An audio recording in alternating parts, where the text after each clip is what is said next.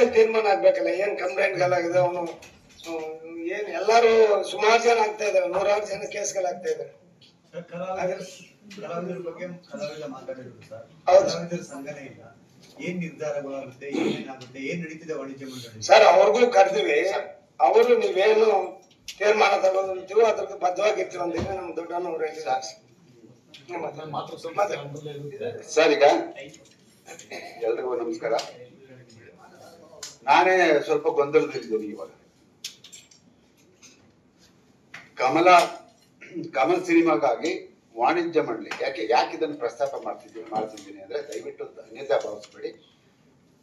ಯೋಗಿ ಮತ್ತೆ ನನಗೂ ಸುಮಾರು 30-35 ವರ್ಷದ ಸ್ನೇಹ. ಇವತ್ತು ಅವರು ನಮಗೆ ಕೆಲವು ಸಲಹೆಗಳನ್ನು ಕೊಟ್ಟಿದ್ದಾರೆ, ಹಾಗೆ ಕೆಲವು ಟೀಕೆಗಳನ್ನು ಮಾಡಿದ್ದಾರೆ. ಅದನ್ನು ನಾನು ಇಲ್ಲಿ ಪ್ರಸ್ತಾಪ ಮಾಡಲೇಬೇಕಾಗುತ್ತೆ, ದಯವಿಟ್ಟು ಕ್ಷಮಿಸಬೇಕು ಸರ್. ಖಂಡಿತ ಅದೇ ಪ್ರಶ್ನೆ ಕೇಳ್ತಾ ಇದ್ದೀವಿ. 3 ಗಂಟೆಗಿದ್ದ ಪ್ರೆಸ್ ಮೀಟ್ ಅವಶ್ಯಕತೆ ಏನು?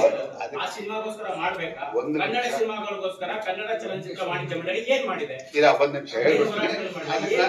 ನಾನು ಬೆಳಗ್ಗೆ ಇದೇ ವಿಷಯ ಪ್ರಸ್ತಾಪ ಆದಾಗ ನಾನು ಕೇಳಿದೆ, ಯಾರಿಗೆ ನಾವ್ ಯಾರನ್ನು PRO ವೆಂಕಟೇಶ್ ಫಿಕ್ಸ್ ಮಾಡಿದ್ವು ಅವ್ರಿಗೆ ಕೇಳಿದೆ, 4 ಗಂಟೆಗೆ ಪ್ರೆಸ್ ಮೀಟ್ ಇದನ್ನ ಫೋನ್ ಯಾಕೆ ಮಾಡಿದ್ರಿ ಅಂತ. ಅವ್ರೊಂದು ಮಾತು ಹೇಳಿದ್ರು, ಸರ್ ಗೊತ್ತಿಲ್ಲ, ನಾನು 12ವರೆಗೆ ಪ್ರೆಸ್ ಮೀಟ್ ಮಾಡಿದ್ದೆ, ಅದ್ಯಾರು ಅಲ್ಲಿ ಕಮಲಾ ಹಾಸನ್ದು 4 ಗಂಟೆಗೆ ಇದೆ, ಅದಕ್ಕೋಸ್ಕರ ನಾವ್ಯಾರು ಬರಲ್ಲ, ದಯವಿಟ್ಟು ಅದನ್ನ ಪ್ರೀಪೋನ್ ಮಾಡ್ಕೊಳ್ಳಿ, ಇಲ್ಲಾಂದ್ರೆ ಆಗಲ್ಲ, ನಾವೆಲ್ಲ ಮಾಧ್ಯಮದವರೆಲ್ಲ ನಾವ್ ಅಲ್ಲಿ ಹೋಗ್ಬೇಕು ಅಂತ ಅವ್ರು ಹೇಳಿದ್ರಿಂದ ಅದಕ್ಕೋಸ್ಕರ ಪ್ರೀಪೋನ್ ಮಾಡಿದೆ. ಒಂದ್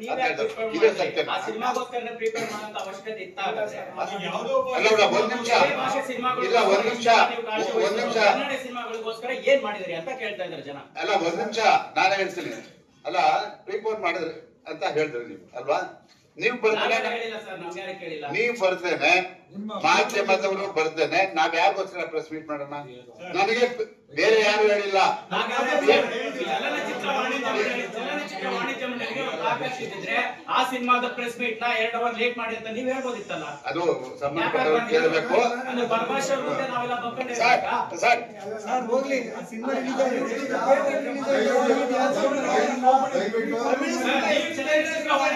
ಯಾವಾಗಾದ್ರೂ ನಿಮ್ಮ ನಿಲುವಿಗೆ ಬೇಕಾಗಿದ್ದ ಮಾಧ್ಯಮಕ್ಕೆ ಮಾತ್ರ ಪ್ರಚಾರಕ್ಕೆ ಬಳಸ್ಕೊಳ್ಳುವಂತದ್ದಾಗಿದೆ. ಇದನ್ನ ಚೇಂಜ್ ಮಾಡ್ಕೊಳ್ಳುವಂತ ತಾಕತ್ತಿಲ್ವಾ? ಎಷ್ಟೋ ವಿಷಯಗಳಲ್ಲಿ ಇದೇ ಆಗ್ತಿದೆ ಸರ್.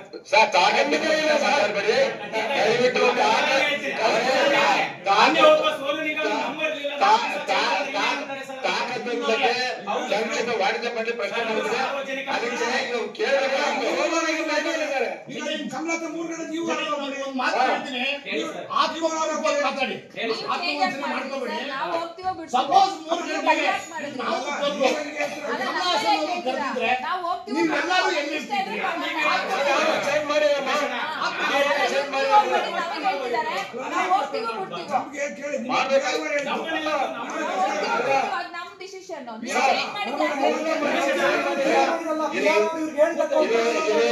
ಅಲ್ಲ ಅಲ್ಲ ಮೇಡಮ್, ಈಗ ಒಬ್ಬ PR, ಒಂದ್ ನಿಮಿಷ ಹೇಳ್ತೀನಿ, ಒಬ್ಬ PR ವೆಂಕಟೇಶ್ ಅವರು 4 ಗಂಟೆ ಫಿಕ್ಸ್ ಮಾಡಿದ್ದನ್ನ ಮಾಡ್ಕೊಳ್ಳಿ ಅಂತ ಹೇಳಿದ್ರು. ಯಾಕಂದ್ರೆ ಅವ್ರ ಮಾತು ನಂಬೇಕಲ್ವ ನಾವು? ಅವ್ರೇನಾದ್ರು ಗೊತ್ತಾಗಿದೆ, ದಯವಿಟ್ಟು 4 ಗಂಟೆಗೆ ಅಲ್ಲಿ ಪ್ರೆಸ್ ಮೀಟ್ ಇದೆ ಅಂತೆ, ಎಲ್ಲರೂ ಅಲ್ಲಿ ಹೋಗ್ತಾ ಇದ್ದಾರಂತೆ, ಯಾರು ಬರಲ್ವಂತೆ, ದಯವಿಟ್ಟು 12ವರೆಗೆ ಇಟ್ಕೊಡಿ ಅಂತಾರೆ. ನಾವ್ ಯಾರು ಮಾಡ್ತಾ ಇದ್ದೇವೆ?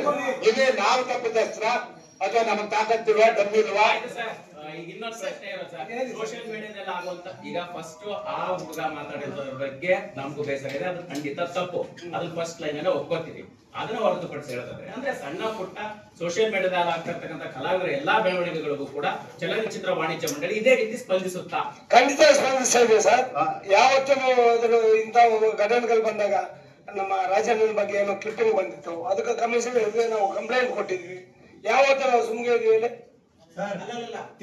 ಸಿಗ್ತಿರೋ ಸಾಕಷ್ಟು ಸಿನಿಮಾಗಳು ಒದ್ದಾಡ್ತಾ ಇದ್ದಾರೆ ಸರ್. ಯಾವತ್ತಾದ್ರೂ ಥಿಯೇಟರ್ ಸಮಸ್ಯೆ ಆಗಿದೆ ಅಂತ ಇಂತ ಒಂದು ಚಿಕ್ಕ ಸಿನಿಮಾಗಾಗ್ಲಿ ದೊಡ್ಡ ಸಿನಿಮಾಗಾಗ್ಲಿ ಸಮಸ್ಯೆ ಆಗಿದೆ?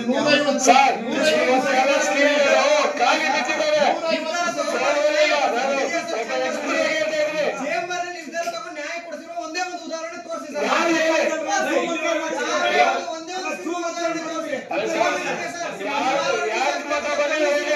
ಎಷ್ಟು ಥಿಯೇಟರ್ ರಿಲೀಸ್ ಆಗ್ತಿದೆ ಗೊತ್ತಾ ನಿಮ್ಗೆ? ತಗ್ಲಾಫ್ ಅನ್ನುವಂತ ಸಿನಿಮಾ ಎಷ್ಟು ಥಿಯೇಟರ್ ರಿಲೀಸ್ ಆಗ್ತಿದೆ? ಅದ್ ನಿಮಗ್ ಗೊತ್ತಿಲ್ವಾ? ನಿಮಗ್ ಗೊತ್ತಿಲ್ವಾ? ಕೆಲಸನ ಸರ್ ಅದು? ಅಲ್ಲ ನಿಮಗ್ ಗೊತ್ತಿಲ್ವಾ ಅದು? ನನ್ನ ಕೆಲಸನ ಸರ್ ನಿಮಗೆ ಗೊತ್ತಿರೋದು ನನ್ನ ಕೆಲಸ ಇವತ್ತಿನ ವರ್ಷ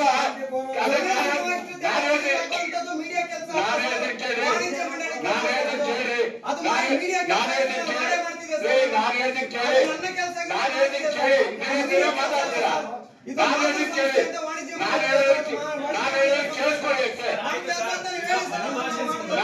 ಕೇಳಿಸ್ಕೊಳ್ಳಿ ಒಂದ್ ನಿಮಿಷ ರಾವಣ್ ಅನ್ನೋ ಒಂದು ಪಿಕ್ಚರ್ ರಾವಣ್ ಅನ್ನೋ ಒಂದು ಪಿಕ್ಚರ್ ಬಿಡುಗಡೆ ಆದಾಗ ಎಂಟೈರ್ ಬೆಂಗಳೂರಿನಲ್ಲಿ ಎಲ್ಲಾ ಥಿಯೇಟರ್ ಹೋಗಿ ಎಲ್ಲಾ ಪ್ರಿಂಟ್ ಎತ್ಕೊಂಡ್ ಬಂದು ನಮ್ಮ ನಿಶ್ಚಿತ ಏನು ಕರಾರು ಕರ್ನಾಟಕದಲ್ಲಿ 27 ಚಿತ್ರಮಂದಿರಗಳ ಮಾತ್ರ ಬಿಡುಗಡೆ ಆಗಬೇಕು ಪರಮಾಚಾರ್ಯರು. 2ನೇ ವಾರ ಆದ್ಮೇಲೆ ಬೇರೆ ಹೋಗ್ಬೇಕು. ನಾನು ವಿಷಯಕ್ಕೆ ಬರ್ತೀನಿ, ದಯವಿಟ್ಟು ಯಾರೋ ಇದನ್ನ ಡಿಸ್ಟರ್ಬ್ ಮಾಡಬೇಡಿ. ಆ ಸಂದರ್ಭದಲ್ಲಿ ಅವತ್ತು ನಾವು ಮಾಡಿದ್ದನ್ನ ಸಿಸಿಐಗೆ ಕೇಸ್ ಹಾಕಿದ್ಮೇಲೆ ಸಿಸಿಐ ನಮ್ಗೆ ಏನಾಗಿ ಮಾಡಿದೆ, ಇವತ್ತಿನವರೆಗೂ 1.5 ಕೋಟಿ ಖರ್ಚು ಮಾಡಿದ್ವಿ.